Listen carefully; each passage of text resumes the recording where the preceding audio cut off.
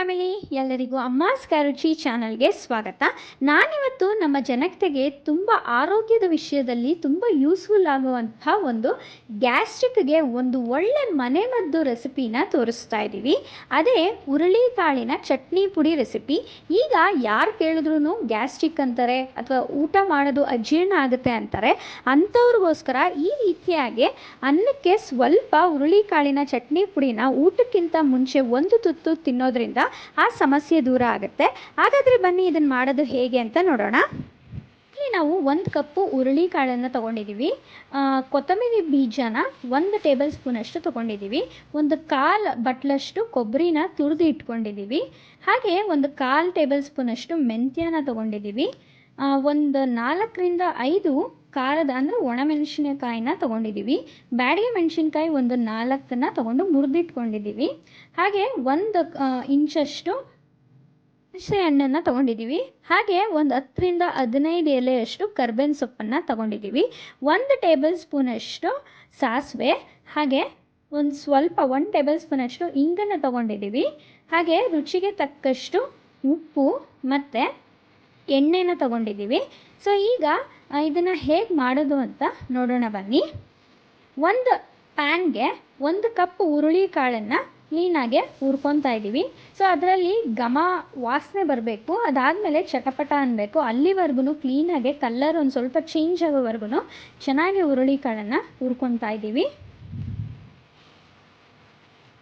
ನೋಡಿ, ಈ ರೀತಿಯಾಗಿ ಚೆನ್ನಾಗಿ ಹುರ್ಕೊಬೇಕು. ಅದಾದಮೇಲೆ 1 ಟೇಬಲ್ ಸ್ಪೂನಷ್ಟು ಕೊತ್ತಂಬರಿ ಬೀಜನ ಕೂಡ ಚೆನ್ನಾಗಿ ಒಂದು ಸ್ವಲ್ಪ ಕಲರ್ ಚೇಂಜ್ ಆಗೋವರೆಗೂ ಚಟಪಟ ಅನ್ನೋವರೆಗೂ ಹುರ್ಕೊಬೇಕು.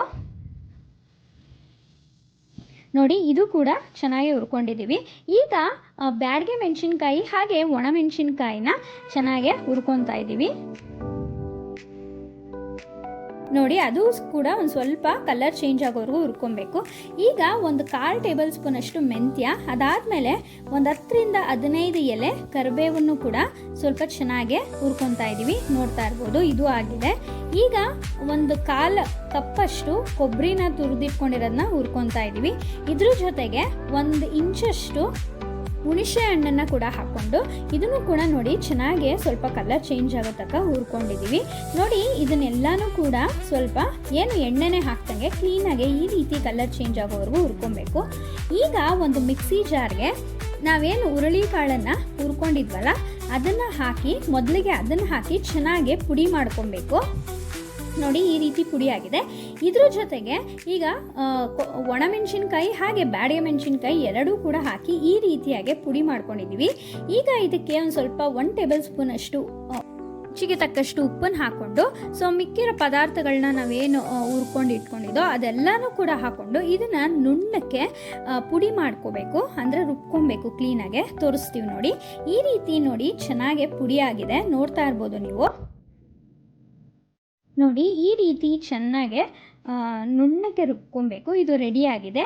ಸೊ ಈಗ ಇದಕ್ಕೆ ಸ್ವಲ್ಪ ಒಗ್ಗರಣೆ ಕೊಡೋಣ. ಸೊ ಒಂದು ಪ್ಯಾನ್ಗೆ 2 ಟೇಬಲ್ ಸ್ಪೂನಷ್ಟು ಎಣ್ಣೆ ಹಾಕಿ, ಎಣ್ಣೆ ಬಿಸಿ ಆದಮೇಲೆ ಅದಕ್ಕೆ 1 ಟೇಬಲ್ ಸ್ಪೂನಷ್ಟು ಸಾಸಿವೆ ಹಾಗೆ 1 ಟೇಬಲ್ ಸ್ಪೂನಷ್ಟು ಇಂಗನ್ನು ಹಾಕೋತಾ ಇದ್ದೀವಿ. ಇಂಗನ್ನು ನೀವು ಹಾಕ್ಕೊಳ್ಳಿ, ಜೀರ್ಣಕ್ರಿಯೆಗೆ ತುಂಬ ಸಹಾಯ ಮಾಡುತ್ತದು. ಸೊ ನೋಡಿ, ಇದು ಸ್ವಲ್ಪ ಚೆನ್ನಾಗಿ ಹುರ್ಕೊತಾ ಇದ್ದೀವಿ ಎಣ್ಣೆಯಲ್ಲಿ.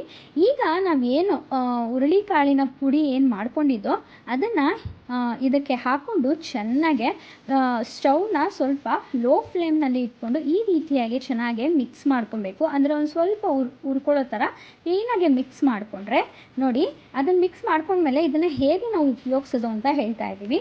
ಊಟಕ್ಕಿಂತ ಮುಂಚೆ ಒಂದು ಸ್ವಲ್ಪ ಅನ್ನಕ್ಕೆ ಈ ರೀತಿಯಾಗಿ 2 ಟೇಬಲ್ ಸ್ಪೂನಷ್ಟು ನಾವು ರೆಡಿ ಮಾಡ್ಕೊಂಡಿರುವಂಥ ಹುರುಳಿಕಾಳನ್ನು ಪುಡಿನ ಹಾಕ್ಕೊಂಡು ಅದಕ್ಕೆ 1 ಟೇಬಲ್ ಸ್ಪೂನಷ್ಟು ತುಪ್ಪನ ಹಾಕಿ ಹಾಗೆ ಅನ್ನದಲ್ಲಿ ಈ ರೀತಿಯಾಗಿ ಕ್ಲೀನಾಗಿ ಮಿಕ್ಸ್ ಮಾಡ್ಕೊಬೇಕು. ಕ್ಲೀನಾಗಿ ಮಿಕ್ಸ್ ಮಾಡ್ಕೊಂಡ್ಮೇಲೆ 1 ಉಂಡೆ ಅಂದರೆ ಈ ಗಾತ್ರದಷ್ಟು ಅನ್ನದ ಉಂಡೆನ ಪ್ರತಿದಿನವೂ ಅಷ್ಟೇ ಊಟಕ್ಕಿಂತ ಮುಂಚೆ ಇಷ್ಟು 1 ಉಂಡೆನ ತಿಂದು ನೀವು ಊಟ ಮಾಡೋದ್ರಿಂದ ಊಟ ಜೀರ್ಣ ಆಗಲ್ಲ ಅನ್ನೋರಿಗೂ ಕೂಡ ಊಟ ಚೆನ್ನಾಗಿ ಜೀರ್ಣ ಆಗುತ್ತೆ. ಹಾಗೆ ಗ್ಯಾಸ್ಟ್ರಿಕ್ ಅನ್ನೋರಿಗೂ ಕೂಡ ಪ್ರತಿದಿನ ಈ ರೀತಿಯಾಗಿ ಒಂದು ಉಂಡೆ ಊಟಕ್ಕಿಂತ ಮುಂಚೆ ತಿನ್ನೋದ್ರಿಂದ ಗ್ಯಾಸ್ಟ್ರಿಕ್ ಅನ್ನೋ ಸಮಸ್ಯೆನೂ ಕೂಡ ಸ್ವಲ್ಪ ತಡೆಗಟ್ಟಬಹುದು. ಸೊ ಈ ರೆಸಿಪಿ ನಮಗೆ ತುಂಬ ಯೂಸ್ಫುಲ್ ಆಗೋದು, ನಮ್ಮ ಆರೋಗ್ಯಕ್ಕೆ ತುಂಬ ಯೂಸ್ಫುಲ್ ಆಗುವಂಥದ್ದು. ಈ ಥರ ನೀವು ಕೂಡ ನಿಮ್ಮ ಮನೆಯಲ್ಲಿ ಈ ಹುರುಳಿಕಾಳಿನ ಪುಡಿನ ಮಾಡಿಕೊಂಡು ಇದನ್ನು ನೀವು 1 ತಿಂಗಳು ತನಕ ಫ್ರಿಡ್ಜ್ನಲ್ಲಿ ಸ್ಟೋರ್ ಮಾಡಿಕೊಂಡು ಇಟ್ಕೊಬೋದು. ಇಂಥ ಆರೋಗ್ಯವಾಗಿರುವಂಥ ರೆಸಿಪಿ ನಿಮಗೆಲ್ಲ ಇಷ್ಟ ಆಗಿದೆ ಅಂತ ಭಾವಿಸ್ತೀನಿ. ಈ ರೆಸಿಪಿನ ನೀವು ನಿಮ್ಮ ಫ್ರೆಂಡ್ಸ್ ಆ್ಯಂಡ್ ಫ್ಯಾಮಿಲಿಗೂ ಶೇರ್ ಮಾಡಿ, ಅವ್ರಿಗೂ ಕೂಡ ತುಂಬ ಉಪಯೋಗ ಆಗುತ್ತೆ. ಅಥವಾ ನಿಮ್ಮ ಗ್ಯಾಸ್ಟ್ರಿಕ್ ಅನ್ನೋರಿಗೆ, ಫ್ರೆಂಡ್ಸ್ಗೆ, ಫ್ಯಾಮಿಲಿಗೆಲ್ಲರಿಗೂ ಶೇರ್ ಮಾಡಿ, ತುಂಬ ಹೆಲ್ಪ್ಫುಲ್ ಆಗುತ್ತೆ. ಈ ವಿಡಿಯೋ ನಿಮಗೆಲ್ಲ ಇಷ್ಟ ಆಗಿದೆ ಅಂತ ಭಾವಿಸ್ತೀನಿ. ಇಷ್ಟ ಆಗಿದ್ದರೆ ಅಮ್ಮಾಸ್ ಕೈರುಚಿ ಚಾನಲ್ನ ಸಬ್ಸ್ಕ್ರೈಬ್ ಮಾಡ್ಕೊಳ್ಳಿ. ಹಾಗೆ ತುಂಬ ಜಾಸ್ತಿ ಲೈಕ್, ಶೇರ್, ಕಮೆಂಟ್ ಮಾಡಿ ಈ ವಿಡಿಯೋನ ಶೇರ್ ಮಾಡಿ ಅಂತ ಕೇಳ್ಕೊತೀನಿ. ವಿಡಿಯೋ ನೋಡಿದ್ದಕ್ಕಾಗಿ ಎಲ್ಲರಿಗೂ ಧನ್ಯವಾದಗಳು.